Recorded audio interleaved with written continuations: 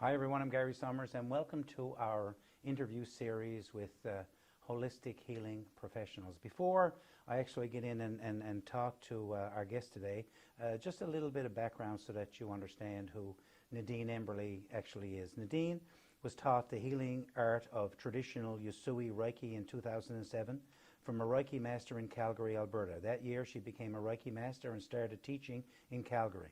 Over the years she has extended her field to include training in several other complementary therapies such as body talk, reflexology, and other energy healing modalities. Through her business, Reiki on the Rock, her focus now is on building a thriving Reiki community in Newfoundland so that others may have the tools for their own self-healing journey. She continues to offer one-on-one distance Reiki sessions, hosts weekly free offerings in her Facebook community, and teaches training courses to the public. Welcome, Nadine Emberley. Thank you. But we're not going to talk about Reiki today, aren't we? Your topic is empowering the empath. Empowering the empath, that's right. So can you give our viewers just a brief idea as to what you're going to talk about today? Just a high level before we actually really get into Certainly. this. So today I really want to bring to light what it means to be an empath, because some of us are really in tune to our empathic abilities, while others may not be in the know.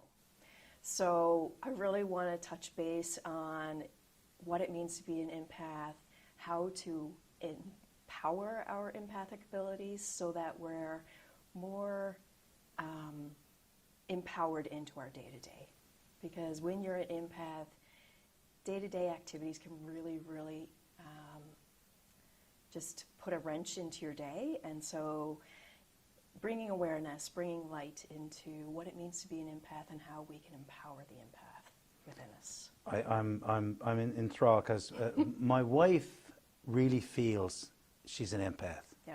So what is an empath, and how can being an empath impact you from day to day? So if you look at the Webster Dictionary, an empath is really a person that feels another person's emotions, right? But it goes beyond that. So an empath is somebody that can walk into a room and feel the energy of a room. And it can be extremely overwhelming, and it can be debilitating for a person that's highly sensitive to the energy of a room. And what I mean by room, it could be one person in the room, it could be many people in a room, or it could be just an empty space. But the energy in that room is really heavy. And that person is really feeling it. So the impact is for people that are extremely sensitive to the energy of things. It can feel really frustrating, it can feel really irritable, it can be flip of a dime emotions. It can be disempowering, like they have to go home at the end of a workday and just be alone to recharge. They can't go out to see friends, they can't go out in public, they can't go out to public events because it's just too overwhelming for them.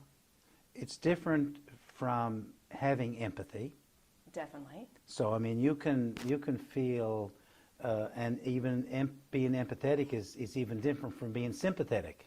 Exactly. Right. So the way I guess I read it, and I don't know a whole lot about it, but sympathy is feeling sorry for someone, yeah. And you can clarify it. Being empathetic means you're kind of walking in their shoes, yeah.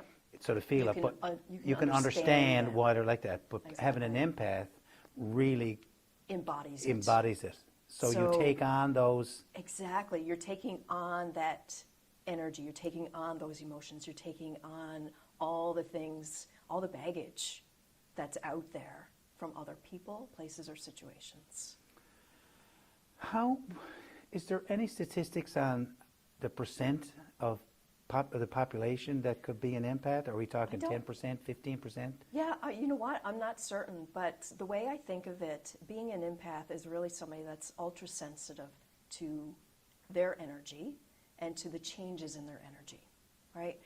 So if you want to think of energy as a frequency, like Albert Einstein said that energy is equal to frequency times the speed of light squared. So anything that has mass, energy is equal to mass times the speed of light sound. Anything that has mass has a frequency. It has an energy, right? So if we are energy beings, and that's the whole context, is that if we think of ourselves, instead of being concrete and physical, we start thinking of ourselves as bodying energy.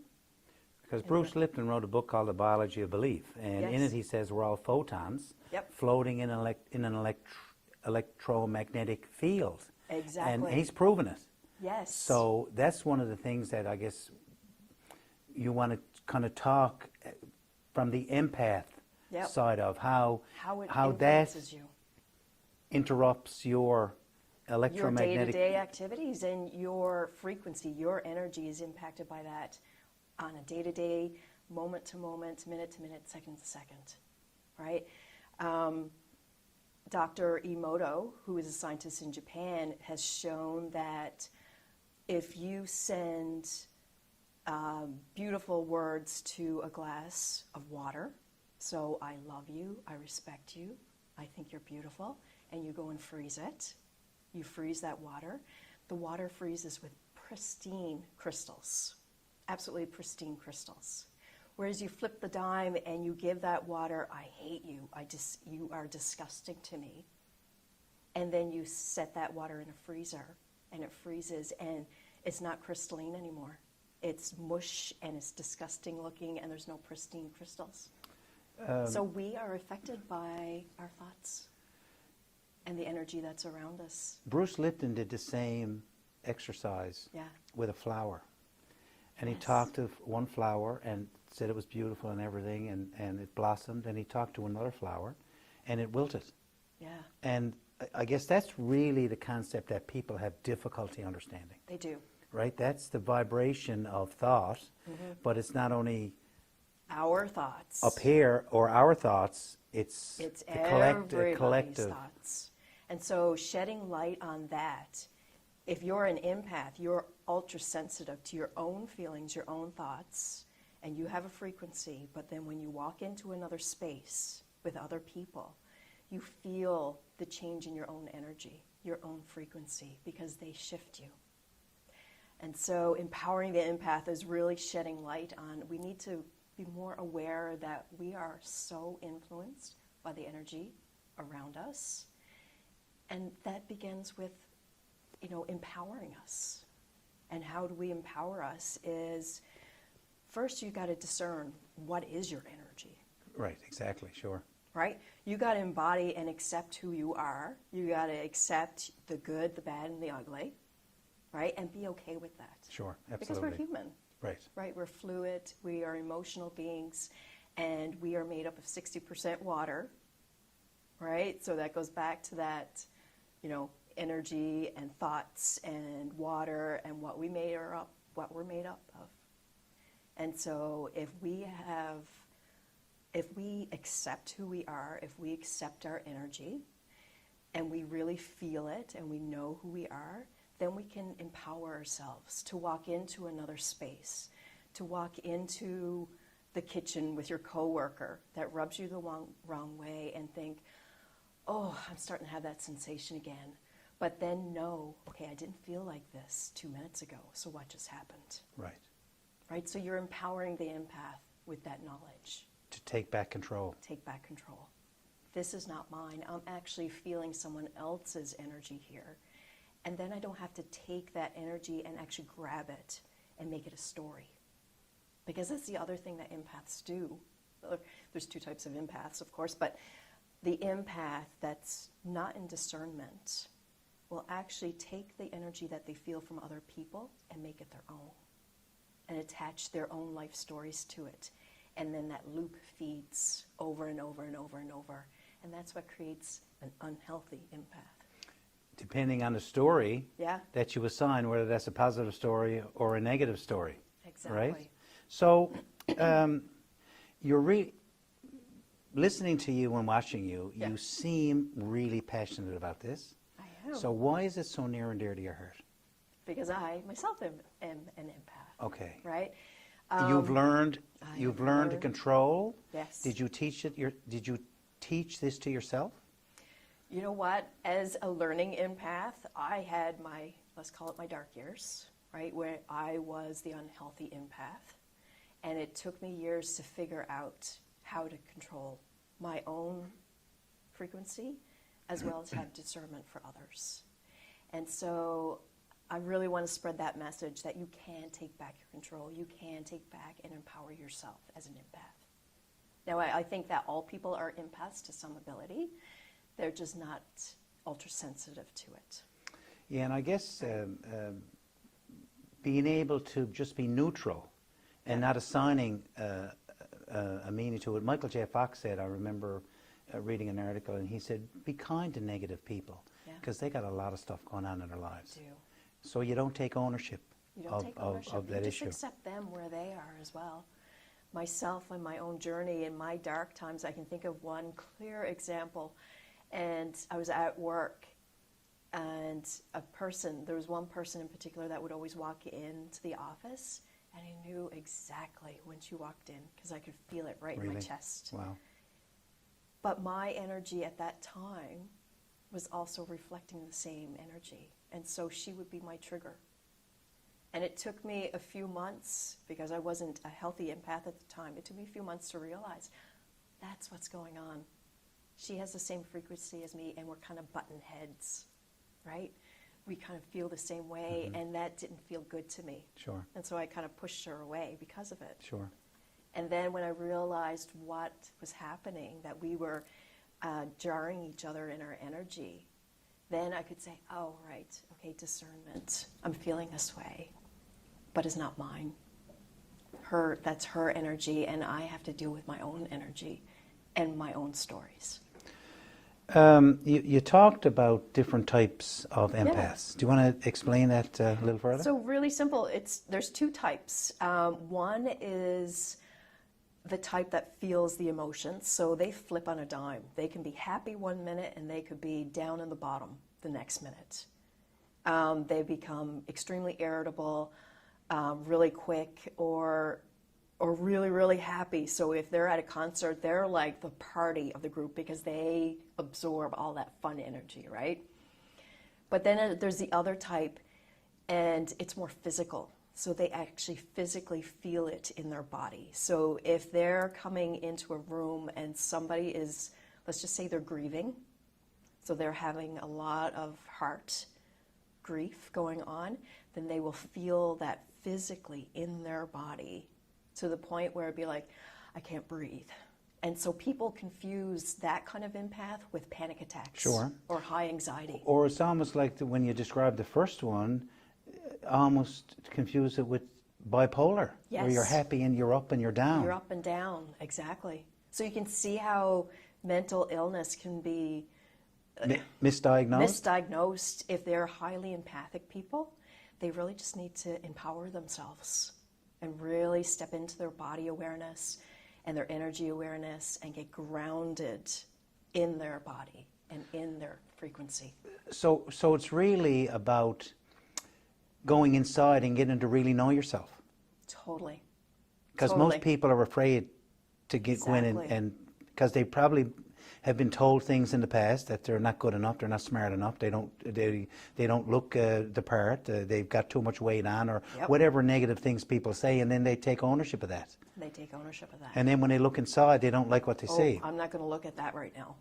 Exactly. And so empowering the empath is really accepting who you are, accepting the good, accepting the bad, accepting the ugly. Dr. Brenda Kelleher-Floyd talked about being perfectly happy with being an imperfect human being in an imperfect world, and which I thought was a great way of doing that. Yep. So, are you born an empath? Why do empaths feel or sense so much? Is it their body chemistry? Is it something that they've learned to over the years, or? The way I think of it is that it is a mechanism in their early childhood for survival. Let's just say you didn't grow up in a healthy environment, then you're always sensing where the next incident is going to happen. They're always feeling the energy of their father figure, their mother figure, or an uncle figure, or whatever. So they're on high alert all the time. So they're always putting out feelers to the energy around them. Would you compare it to something like a self-fulfilling prophecy? Yeah, maybe. Because if you're looking for something, then you're going to find it, right? You're going to find it. Right? Yes, and so the unhealthy empath will always seek validation of their own frequency. Right. Right? So you're almost finding exactly the same frequency as what you're already embodying. Because I guess it gives you validation that you're an okay person. Yeah. And of course, we always want to think that we're right. Our ego wants us to be right. So that's why you constantly look for those people to say, well, if there's other people out there like me, I must be okay. I must be okay. Which is really not the right way of going about empowering the... It's not really empowering yourself. So, what are some tools, because I know you're going to do a quick demonstration on body awareness in a second, but what are some tools that empaths can do to empower themselves? You talked a bit about body awareness, grounding, protecting their energy. Yes. So the very first thing that I train people is to really get to know their energy, right? So really take a few deep breaths and really start to ground into all of their body and what it feels like and accept it. So today I've got a pain in my thumb. No judgment. It's okay. I don't care how it got there. It's just accepting that that hurts. Or accepting that today I feel really irritable and upset and I don't know if I got it in me. That's okay. And so you have to accept where you are. And so I take people through a deep meditation of deep awareness and body awareness and what it feels like to be in their body. Then we get them grounded. Because so many empaths are up here looping through the conversations. Totally, yeah. Right? And so you really want to bring it down. Like we got so much more of our body than up here. There's a lot more to us down here. And so you really got to ground your energy down into the lower part of your body and take full stock of your whole energy body. And then there's a beautiful, easy technique of protection, right? And it's basically taking control of who you are, accepting who you are, and saying, today I will step and empower myself and not be influenced by other people's emotions and have discernment of when I walk into the space. Is that similar to teaching people how to hit that pause button? Yeah. And then what you do after you hit that pause button is the magic that... it's the magic. It's the magic that happens because there. You got to pause and say, is this mine? And so the pause gives you that breather space to discern. 2 minutes ago, I was perfect, I was happy, nothing was bothering me, and then all of a sudden, somebody walked up behind me in the kitchen, and it was like, oh, what is going on? I feel irritable all of a sudden. And so it's that pause, it's like, okay, take a deep breath, and say, what just happened? You, before we actually, because I'm really interested in your grounding techniques, but can you, before we get into that, what other modalities do you do to empower people? My business is really focused on Reiki, right? So how I describe Reiki to somebody that doesn't know anything about it is that we are energy bodies, as we just said, and Reiki is universal life energy. So it's the energy that's all around us. If we think of the earth, it is embodied in a magnetic pole, north and south pole, and a magnetic field that encompasses us. That doesn't come with limiting beliefs. It doesn't come with fears and doubts and anxieties and panic and grief, let's just say. The sun is also an energy body, right? Solar flares is energy that comes to us. So Reiki is tapping into the energy that's around us, the energy that doesn't come with all the thoughts and the feelings and the emotions. And so a practitioner is really tapping into that energy and allowing it to flow through to the client to center and ground their energy and get them balanced again. Because the energy that's all around us doesn't come with all of the extras it's a pure energy, it's a stable energy, if you want to think of it. And so a practitioner can allow that to flow through their palm chakras to a client so that they can feel the benefits of that, to get clear, to get grounded, and walk into the rest of their day, the rest of their week, feeling more clear, and actually to think and process through what's happening in their life, and to actually be able to put that pause, right? Pause, discernment, right? One of the things I'd like our viewers to understand is we were born with really only two fears, the fear of falling and the fear of loud noises. Yeah. Every other fear or phobia that we have was acquired by your experiences, by what you did, or someone told you you were clumsy and all of a sudden you decided that they were right. Yeah. So that's the bad news. Of course, the good news is if you can acquire something, you can unacquire it. Exactly. Right? But I find some people just think that, well, this is what life has given me, so I guess I'm going to have to learn to live with it. They give up with it, and they give up, accept that this is the way and this is the only way, and it's not. You have a choice. You always have a choice. And most people don't realize they have a choice. No. Like, you can put a pause on it and say, do I want to accept this energy right now? If it's not mine, then no, I don't want to go there. Right. I don't have to take that on and make it my own story and loop through the old stuff again. I have a choice in this situation, and today I choose to feel good. Today I choose to embody and empower myself. I read a great quote, and I use it in my presentations all the time. I think the quote was, if you use the same bricks from your old house, you're going to build the same house. You will. So you have to change your thoughts. You do. You have to change your thoughts, and you just have to accept where you are. Don't look back anymore. You know, the past is in the past, and it made you who you are, the beautiful person that you are right now inside. That it shaped you. Right. Right? Right now, you only have right now, and you can choose a different way. Because many times people will try to push their past away because they don't like it, but instead of to embrace it and to realize that this is really, you're here, this is here because of your past. And it's given me the strength. This has shaped who I am, and I can make a choice. Will I let those past situations disempower me? Or will I say, you know what, I made it through. And I can move with strength now into the rest of my day because I know where I've been and I know how far I've come. You ready for that demonstration? Yeah. Because I'm looking forward to this.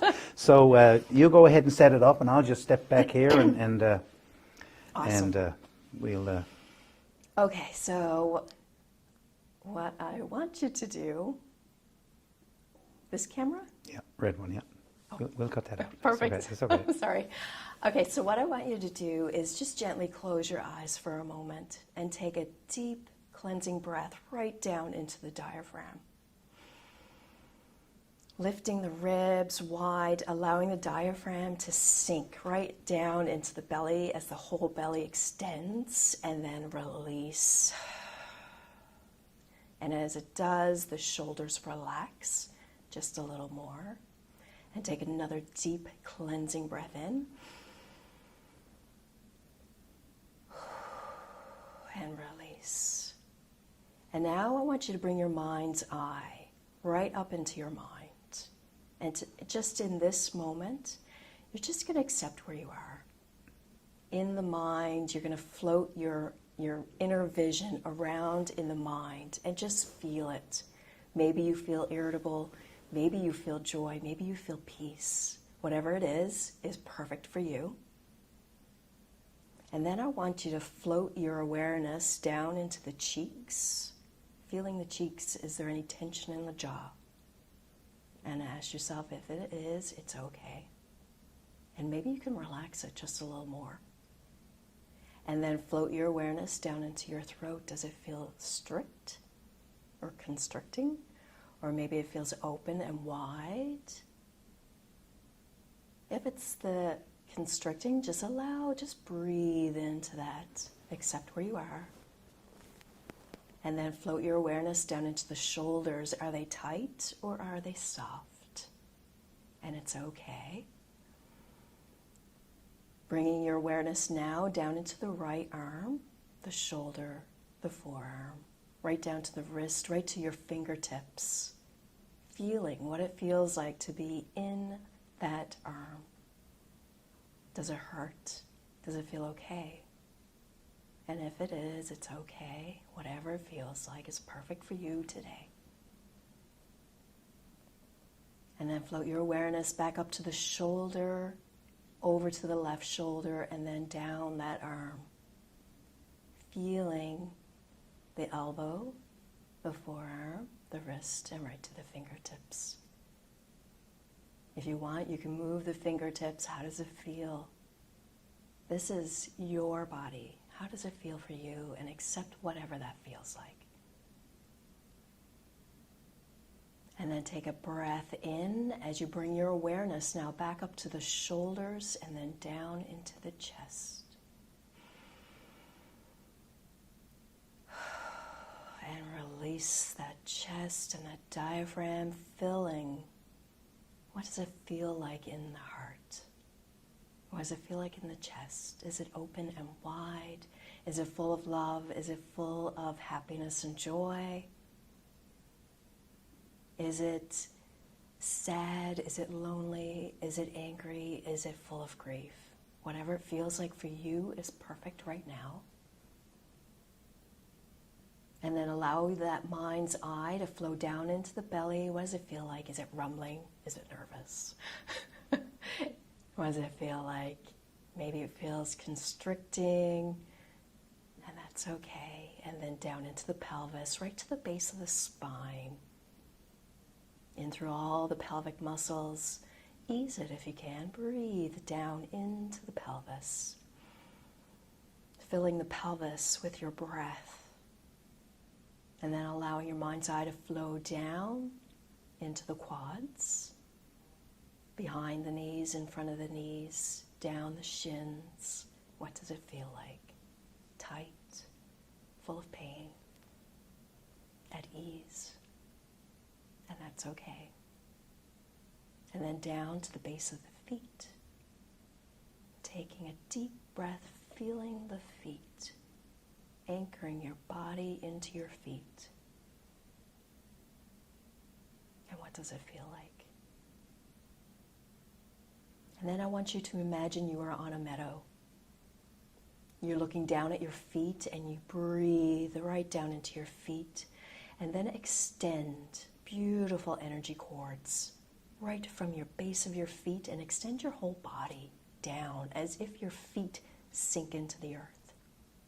Feeling the weight, feeling like you can't even move your legs. They're so heavy. Feeling that weight. Breathing down into the legs, right into Mother Earth. And she loves you. Mother Earth loves you. You are a child of hers and she loves you completely. Feel that love as you take a deep breath in and it flows up through your feet and into your legs. Take another deep breath as you allow that beautiful earth energy, that Mother Earth energy to rise up the legs, into the pelvis, into the abdomen, and into your heart center. Feeling the love of Mother Earth for you. She loves you completely, just as you are, because you're beautiful, right here, right now. And then I want you to imagine all that beautiful energy that's in you now in your heart center and allow it to flow up through the crown at the top of the head and allow it to flow down over you. Mother Earth embodies you. She is grounding in her energy and keeping you grounded, and you feel in your body. Now in your mind's eye, I want you to do a protection veil. And what that means, you can make a veil of any color. Maybe it's black, maybe it shimmers to beautiful rainbow colors. Whatever color it is for you is perfectly okay. And I want you to cloak yourself. Cloak yourself so that it's 2 feet around you as if you're in a big bubble. And this beautiful veil encapsulates you. And you have a choice here. And I want you to say it to yourself. Today I choose to allow only love and light to enter. Love and light will enter this cloak, and anything of low vibration or energy that does not vibrate to me will bounce off. That is your intention for today. And take a deep breath in as you fill your whole body, your physical body, your energy body, and that cloak right to the edges is you, grounded, so safe, so secure in your energy, and you feel your whole body. And take a deep cleansing breath in again. And release. And then you can gently open your eyes again. Beautiful. And today you walk into the rest of your day knowing what you feel like right now. This is you. This is your energy body. This is what you feel like. And if you walk into a room and that energy shifts without any, thoughts or feelings that are running through your mind, then take a pause. Discern, is this mine? Did that shift happen because of me? Because if you didn't have a thought associated with that feeling that just rose up, or that feeling in your body of whatever it feels like, pain in your elbow or pain in your chest, then have a little discernment today. Is this mine? All right, so have a beautiful day as you walk into it, and have a little discernment. Love and light to you.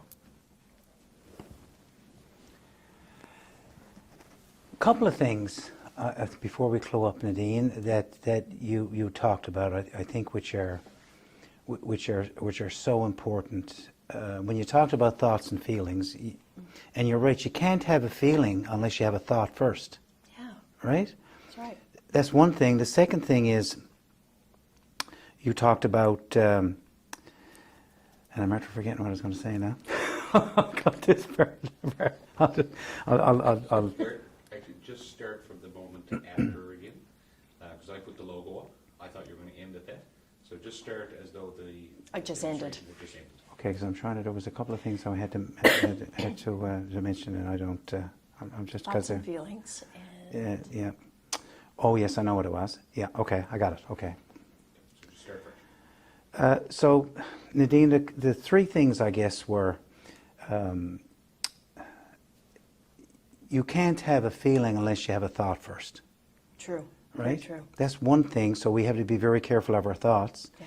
The second thing, which seems to be a really common thread amongst all of our presenters, is breathing. Mm-hmm. Yep. And the third thing, which I think is probably so important in every aspect of our life, is acceptance. Yes. To accept who we are and be okay with that. Yes. And just to be okay with it. We're all human, right? And we're all walking through life with things that are happening, and we just have to accept and make the best of it and move through it, feel it. Don't shove it under the rug, but really feel it. In the resource section, Nadine has a video of called Empower the Empath. So I would encourage you to go research that. It's in the resource section, and just click it on. It talks about how to empower yourself to take back control. Nadine, before we finish, and at the end of this, Nadine's information or contact information is going to be up on the video, so make sure you watch to the very end of this interview. So end off with a piece of advice that our viewers can take right now to help with anything they might be going through. I would say really the daily activity of just taking your awareness of how you feel, take account and responsibility for where you are right today, right in this very moment, and honor it. It's okay. We're all walking through life. We all have situations, and just accept that that is where you are. and then make choices. If you want to create something different, then move through and make a different choice, right? But really, if you want to empower yourself as an empath, really take a moment each and every day before you walk into your full day. Really feel what it feels like to be you. Because so many empaths don't know what it feels like to be themselves. And so just take a moment, breathe into your body, breathe right down to your feet, and really feel, what does it feel like to be me? And get used to it and get comfortable with it and take responsibility for it. Okay, so that would be my number one recommendation for you. Nadine, as with all of our wonderful guests, thank you very much for taking the time out of your busy schedule to come and talk to us today. And I'm sure that a lot of viewers have gotten a lot. And of course, the other thing too to end off with is, this is great advice not only for an empath, yes. but for anybody. For anybody. Right? Anybody can benefit from taking back your power. Yeah. Right? Oh, for sure. Yeah. Anyway, everybody, thanks very much. That's it for this interview. We'll be back again with another interesting guest. Bye-bye for now.